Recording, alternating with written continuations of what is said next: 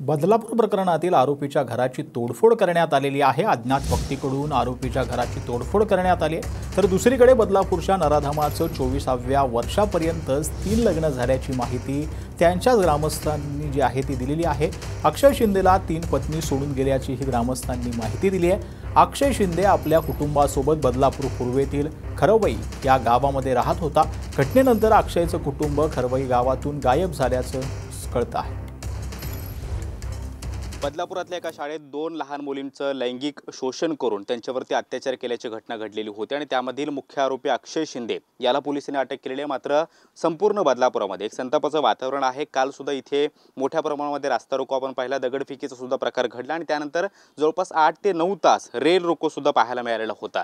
मात्र बदलापुरातल्याच खरवई गावामध्ये अक्षय शिंदेचं जे घर आहे तिथे सुद्धा जमावाकडून तोडफोड करण्यात आल्याचा प्रकार जो आहे तो आता समोर आलेला आहे। अक्षय शिंदेचं हेच खरवई गावातलं घर आहे जिथं आपण पाहतोय, आतली दृश्य ही पाहतोय।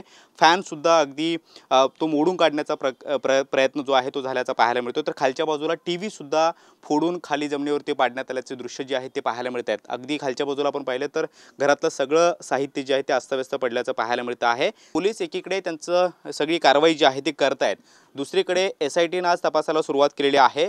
विशेष पोलीस महानिरीक्षक ज्या दर्जाचे अधिकारी आहेत त्यांना या सगळ्या प्रकरणाची जबाबदारी देण्यात आलेली आहे। त्या IPS अधिकारी आरती सिंह सध्या बदलापुरामध्ये ठाण मांडून आहेत आणि त्यांच्यासोबत एक ACP दर्जाचा अधिकारी, त्याचबरोबर एक PI आणि एक API दर्जाचा अधिकारी या सगळ्या प्रकरणाची चौकशी करतायत। मात्र दुसरीकडे या सगळ्या प्रकरणातला मुख्य आरोपी अक्षय शिंदे याच्या विरोधामध्ये कुठेतरी संतापाची लाट आहे आणि ती वेगवेगळ्या पातळीतून व्यक्त होताना पाहायला मिळते। अक्षय शिंदेच्या घरामध्ये मोठ्या प्रमाणामध्ये तोडफोड करून नासधूस करण्याचा प्रयत्न झाल्याचं सुद्धा आता पाहायला मिळतं आहे।